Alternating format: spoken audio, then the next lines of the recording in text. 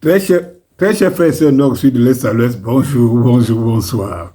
Oh, Blaireau Niemek, Blaireau Niemek, Blaireau. En résumé, Niemek mérite un hôpital psychiatrique. Il a un problème. Il a un problème avec les célébrités et avec ceux qui excellent. Niemek a un problème avec ceux qui excellent. Il mérite un hôpital psychiatrique. Je vous dis que si votre enfant est un élève de Niemek, faites attention.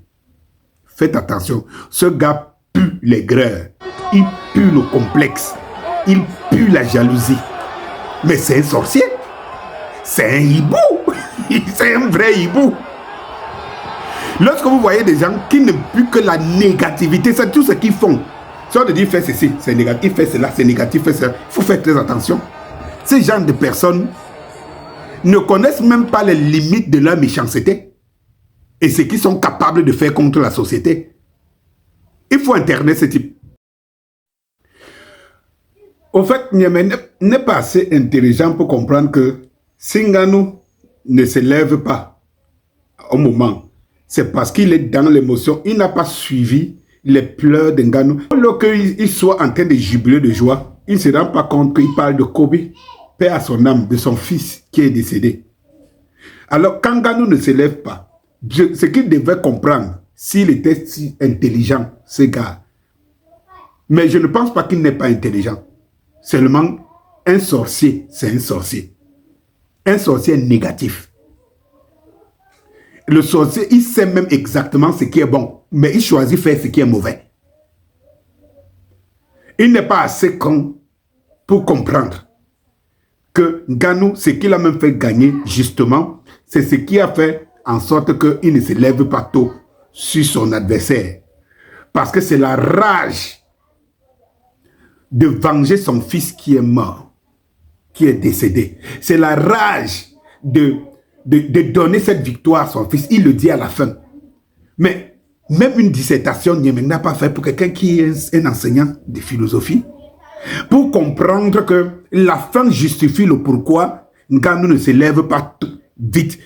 Il dit, il faut me laisser un peu. Parce qu'il sort des émotions. C'est avec ça qu'il a gagné. C'est-à-dire qu'il pensait à son fils comme dans les films chinois. Je l'ai dit dans ma première vidéo. C'est-à-dire qu'en fait, comme vous voyez dans les films chinois, dans les films nous ont enseigné ça. C'est pour ça que ma première vidéo est mise comme au cinéma.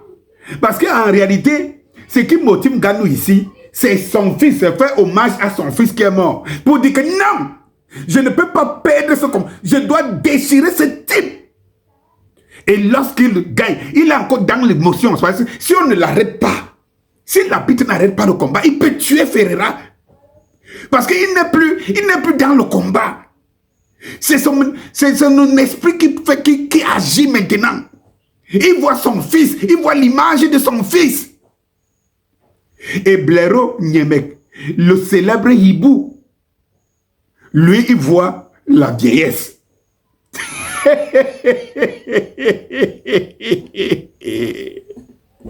Ouais.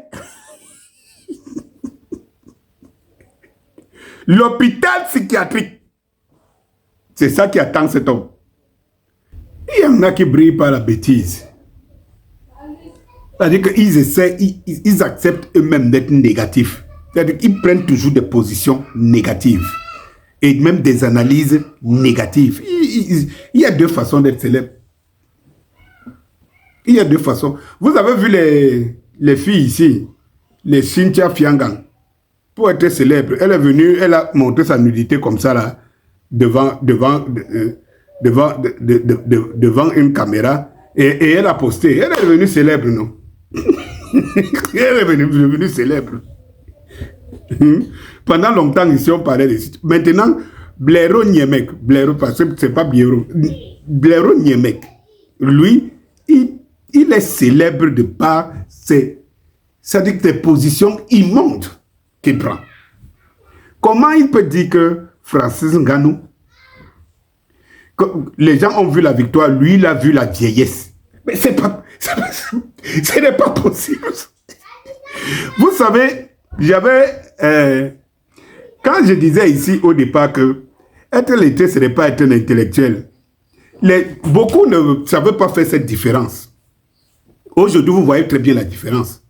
C'est-à-dire que savoir répéter ce que ton enseignant t'a appris ne fait pas de toi un intelligent. Donc, être diplômé ne fait pas de toi un intelligent. Comment quelqu'un peut se lever face à une victoire astronomique de Francis Ngannou? Il dit, les gens voient la victoire, lui, il a vu la pièce de Francis Ngannou. Et que si Francis Ngannou, qu'on voit très bien le si, il s'est dit qu'il est dans une conjonction de si. Je vous ai dit la dernière fois que si j'ai mon enfant qui fréquente dans une école qu'enseigne Bureau Niemek, je l'enlève de là. Parce que je sais qu'il sera un idiot.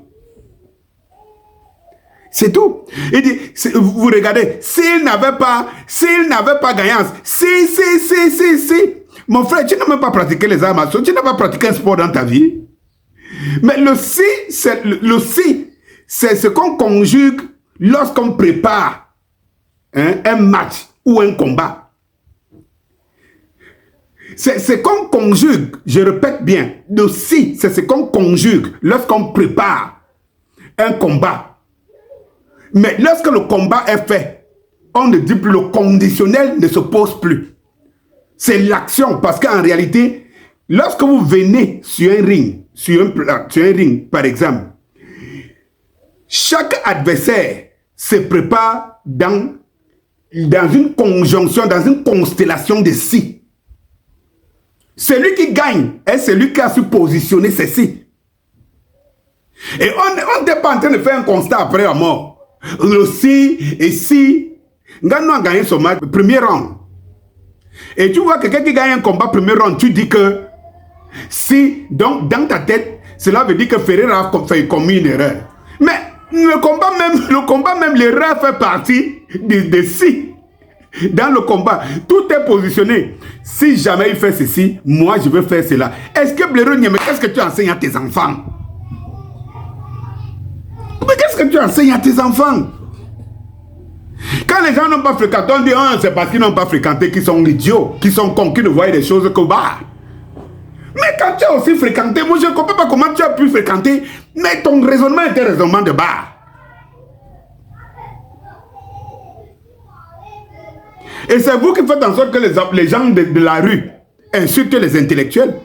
Parce qu'on va leur dire, quand on va leur dire que ça vraiment c'est un raisonnement de bas, quand tu n'as pas une culture, quand tu n'as pas d'éducation, il te dit, et c'est lui-là, et c'est lui-là alors qui est à l'école. Pourquoi il est aussi comme ça? Pourquoi il a aussi un raisonnement de bas? Alors, limiter se console face à la limite des lettrés. Mais comment tu peux être en train de chercher dans ta tête comment tuer la victoire de Ngannou? C'est-à-dire qu'après Samuel Eto'o pour toi, Ngannou, donc pour vous, tous ceux qui peuvent être des exemples, il faut les noircir, il faut essayer d'évaluer, de diluer leurs compétences. Parce que c'est l'exercice que tu fais. Tu essaies de te convaincre que Ngannou n'est pas si fort. Jusqu'à tu dis que la vieillesse. Donc, quand tu as fini sur Samuel Eto'o, tu passes maintenant sur Ngannou. Bonsoir.